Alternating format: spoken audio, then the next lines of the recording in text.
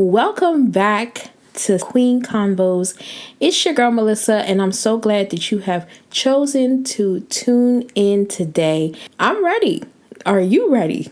Because I'm ready to get into what we have going on this season. Have some good topics, some food for thought, and I really want to hear your feedback and your dialogue this season. So don't be afraid to hit me up, to have conversations, to start conversations, anything, to ask me questions, to send your questions, anything, okay? I want to hear from you because I am so grateful that you all are listening and that it's actually helping. And I really appreciate the support. So you already know what we're going to do. We're going to get into our queen quote of the week. And our queen quote of the week says, "I refuse to give up a moment too soon." If that hasn't been a staple in my life over the past few months, I don't know what is. And I can't even take credit for this quote. Usually I make up all the quotes that I say on each of the episodes. But this one, I really can't take credit for. I have to give credit to my bishop, Dr. Errol Beckles. He said it a few Sundays ago, and it resonated with me. And I take it with me and I use it and I say it to myself, because when you need that extra oomph, when you feel like you're on the edge, you feel like, man, this is not even worth all the stuff that I'm going through, whatever the stuff is in your life, it just makes you feel like I am just going to go ahead and just call it a day. I'm gonna wrap it up. It's fine, whatever. But if you knew that the next moment prior to you saying that you're going to give up was the moment that you were going to reach that success, you would keep pushing. And so that's what the quote really means for me. I refuse to give up that moment before my success, that moment before my victory, that moment before whatever I'm seeking. And that's what I want all of us to keep in mind, that we have to keep going. We have to keep striving, regardless of what our situations look like in our face. Our success moment is right over that hump. And I just want to share that with everyone because it has helped me and inspired me and encouraged me to keep going. And I hope it will do the same for you. So you know the drill. I'm going to repeat it again. Write it on your heart. Write it on your mind. Write it in your iPhone. Write it in your Android. For the Android users who haven't gotten a clue yet. I'm just playing. I love y'all too. I'm going to repeat it again. And it says, "I refuse to give up a moment too soon." And that is your queen quote of the week. So for our royal tea time, I figured over the next few episodes, or for however long I feel like it's necessary, I would like to just answer some questions, if that's okay with you guys. I ended up purchasing, and if you can hear this squeaking in the background, that's my chair, my lumbar support. Look, you guys, pray for me. Trying to find a good chair that's reasonably priced is difficult, especially if it's a place where you're going to be sitting for a long period of time and you just want it to be right.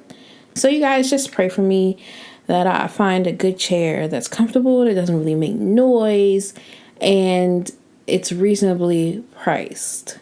Okay, moving on. So I purchased a few sets of cards, if you could hear it in the background. It's filled with a lot of questions, a lot of insightful topics to talk about, to discuss. So as I have guests come on, I'll have them pick a couple cards and we'll discuss that before we get into whatever they are here to talk about. And I'll do it on my own as well. So I'll pick a couple from this one that you can hear. Like I said, is Table Topics. I got this off of Amazon. The other one that I may use today, I got this from Amazon, but it's from the Skin Deep collection, and this is the blank and cards.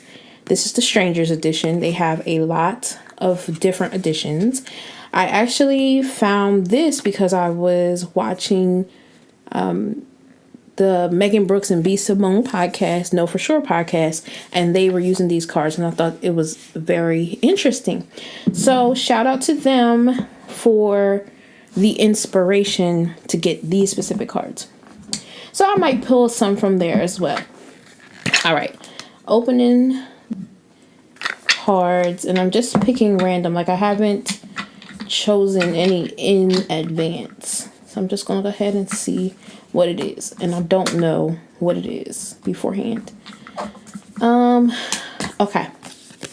This one says, have you ever had an experience that led you to believe in angels or ghosts? Interesting. Well, for me, it's spiritual and my connection with God. So I absolutely believe in angels, and I believe that we all have a set of spiritual beings that need to be put on assignment daily in our lives. So you have what's called a cherub. A cherub is like a warrior angel. I'm just simplifying it. It's a warrior angel. You have a seraph, that's more of the spiritual intuition kind of path guiding angel in a sense. And then you have what's called like a messenger angel, and that's kind of your intermediary between your requests and your requests being fulfilled by God, your prayers and things of that nature. And I believe that each one of those spiritual beings need to be put on assignment daily. And just like you have a good set, you also have a bad set. So that's trying to fight against whatever good you're trying to put into the atmosphere. And I believe that by setting your spiritual beings on assignment daily, they are your protection. They are what keeps you protected, keeps your mind focused, your mind straight, your mind clear, and it allows you to receive whatever you need to receive from God to be deposited into you. And so I pray for my spiritual beings to be put on assignment in their specific and respective places. So I guess to answer your question, yes, I do. I can't really recall a specific time or experience. Like it was nothing spooky, like, ooh, you know how they tried to put it in the movies. So no to that part, but yes, that I do believe in angels. Next question. Would you rather age forward or backwards from this point? If I can't choose both, I would choose to, of course, age forward. The only reason why I would want to age backward is to kind of, then again, no, I was going to say to correct the preventable things that I could do, but then I wouldn't be here. I wouldn't be here how I am right now that I love. So I can't say that I would age backwards. So I guess I would age forwards. I'll age forwards. Yeah, that's what I would do. Who's the best teacher you've had? Oh my goodness. So you guys, this one is hard and I can't just choose one. So I'm not going to just choose one. You guys know I'm very educationally inclined. I Of course, graduated high school, graduated college, graduated law school, just took the bar exam. So it's just, there's a lot of people that have helped me along the way. So there's not just the best teacher I've ever had, but in my recent experiences, like from high school on, I have to give a major shout out to Dr. Schaub, Dr. Christine Schaub. She was my legal administrative assistant, teacher, instructor at Howard High School of Technology. She just recently retired, and congratulations on your retirement. I owe so much of my professionalism, my etiquette in legal situations I owe that to her, because even though I've wanted to be a lawyer since I was in the 4th grade, when I got to high school, I got into her career area. She really kind of molded me and got me to the level that I needed, so that way I could take it further. You see what I'm saying? So she has been instrumental, and I will be forever grateful.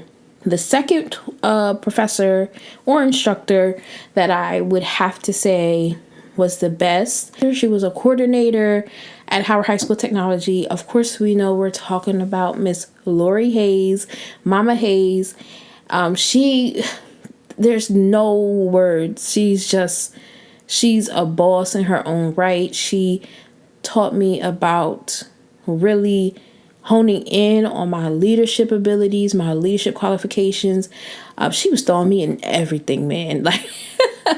So that really taught me to always be ready, so you don't have to get ready. On a drop of a dime, she really refined my leadership abilities, and I am so grateful for that. If you know Mama Hayes, if you know Miss Lori Hayes, you know what I'm talking about. You know just how anointed she is and how she uses her gifts to just bring about greatness. And that's just inspiring.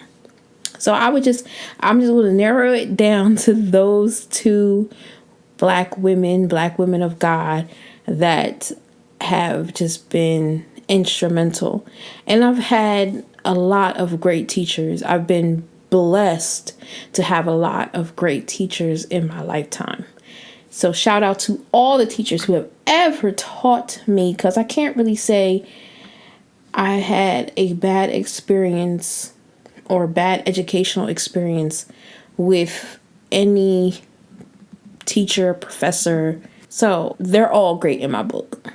But I just had to give a personal shout out to those two women. Okay, so that was fun. I think I'm just going to pull one from the blank and cards. What was the last kind thing you did for someone? I guess one of the nicest kind things I just did for someone recently was just giving them words of encouragement when they weren't feeling the best, or they were getting discouraged about where they were going and what they were doing, and if they were meant to be doing what they're doing. And I just was listening and, of course, giving my 2 cents, giving my opinion, just giving my words of encouragement. So that's the most recent thing that I did that I feel was kind to someone. And I think we need more of that, because the world is lacking of that. So we need to amp that up a little bit. Okay, so that was fun. I will be, like I said, I'll be doing these cards and others throughout the episodes. And if you have questions that you want me to answer, of course, anonymously, you can always email me at queenconvospodcast@gmail.com. You can send me a DM at Queen Convos Podcast on Instagram. So please don't feel like you can't ask me stuff because I want you to. Okay, that's why we're here. We're here to have dialogue. We're here to just learn from one another and create a community of women and men, because shout out to the men out here that listen, a community of no judgment, of help, of inspiration, of encouragement. And that's what we're here to do. So let's go ahead and do that. Now you know what time it is. Baby, your majesty awaits. It's time for the Majesty Moment. Yes, so we are in our Majesty Moment, and I don't know if you can tell by the title of the episode, but if you can't, that's okay, because it's the title is confusing until I explain what I mean. This is something that I developed, that I've coined. I've never heard this before from anybody else. So if you heard it here first. If you've never heard this from anyone else before, you've heard it here first.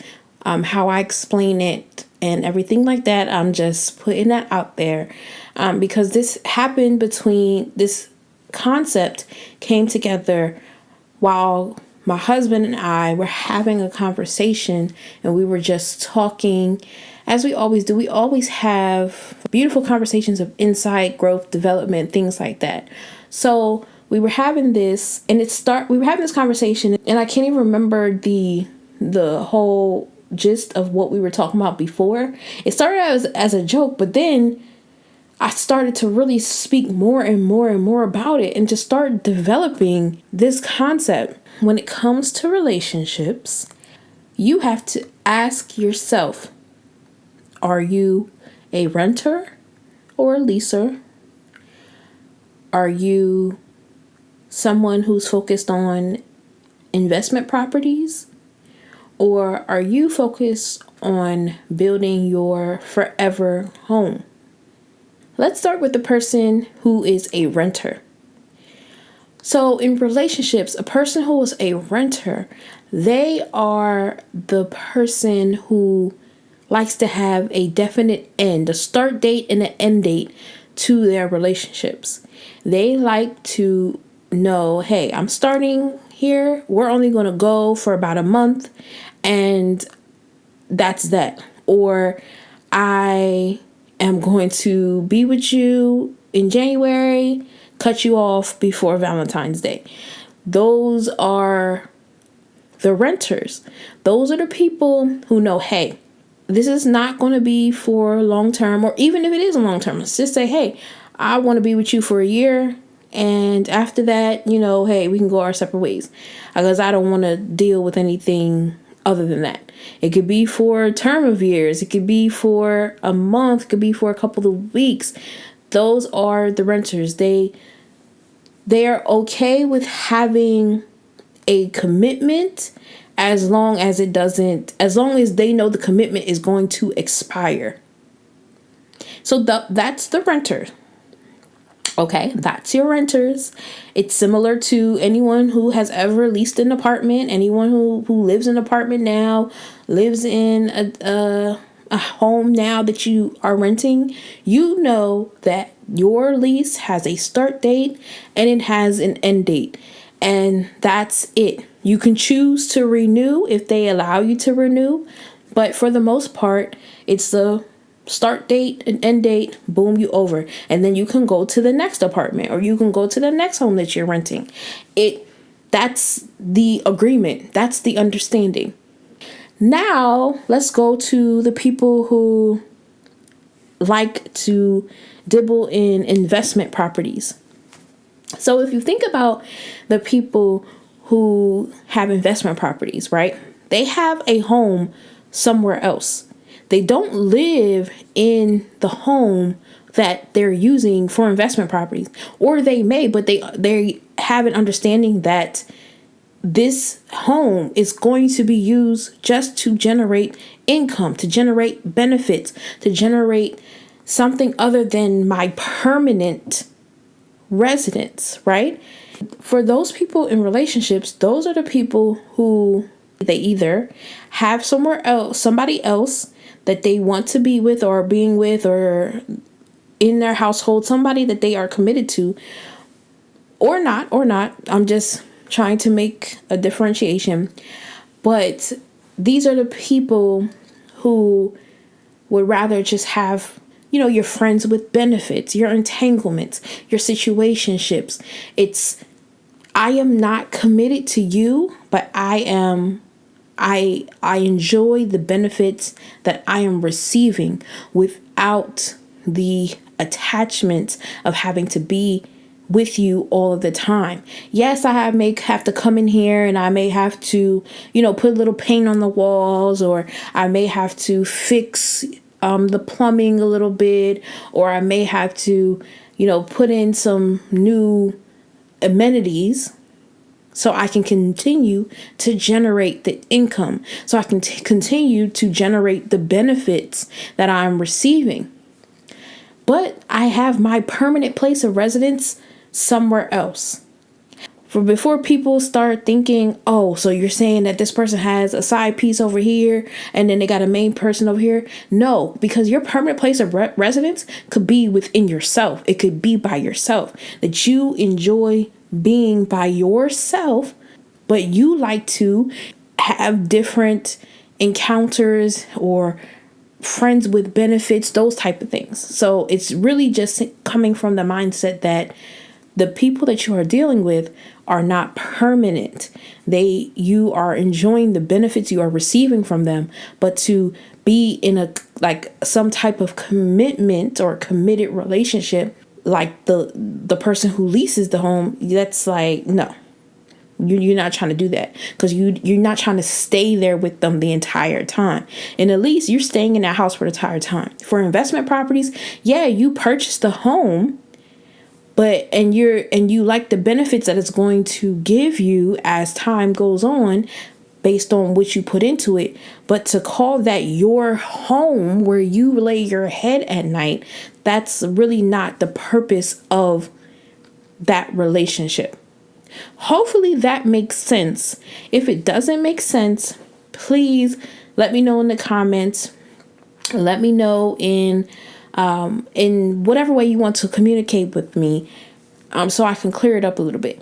But that's pretty much what that is. So you have the renter who is okay with commitments, but only for a set term, and then they want to go on their merry way. Then you have the people who are interested in investment properties, where they have a home that they live in either by themselves, or they have a home with somebody else, and they're using their other property as just for the benefit, just for the income, just for what they are going to receive from it. And those are your, hey, you know what this is? It's a situationship. This is a entanglement. This is a friends with benefits situation. The last one is the people who are interested in building their forever home. Their forever home is something that is permanent, something that they've taken time to sort out, to look to find the one that is right. And it may not be right with everything they want and need when they got into the commitment to purchase the home, but they said, hey, this has enough solid foundation that all I have to do is more cosmetic work. Okay, there are not termites in there, or if there were, we gutted them out before it was time to purchase the home, or the outside of the home is beautiful and the inside is beautiful as well, but there's a couple things that I want to change. So that's kind of what the forever home is. And with in relationship terms, it's finding that person that has that solid foundation, that is equally yoked with you, that you not even don't mind, but that you want to be committed to this person for a lifetime. And you're not going to throw away the entire house, the entire relationship, just because, oh, the refrigerator stopped working, or there's a clog in the sink, or the carpet got a little dirty. You're not going to throw away the whole house or the whole relationship on the cosmetic stuff or the things that need to be fixed. You're going to fix them. You're going to spend the time, the money, the energy to fix it. And that's what the forever home is. And if you think about it, the things that you liked in the forever home when you first moved in, 10 years later, you might say, that carpet is a little ugly, or I don't like the paint on these walls. But you're not going to throw the home away. You're going to go get a painter, or you're going to paint it yourself. You're going to go fix or remodel a little bit. You're going to change things around a little bit, but it's still your forever home. It's still your forever relationship that you are committed to cultivating, to making sure that it's as beautiful and as strong as the first day you entered into the home, or even stronger. The key about deciding where you fit, I know a lot of people don't like to put labels on things or whatever, but sometimes you need labels, okay? That's just my opinion. Sometimes you need labels. Sometimes you need labels for clarity purposes, okay?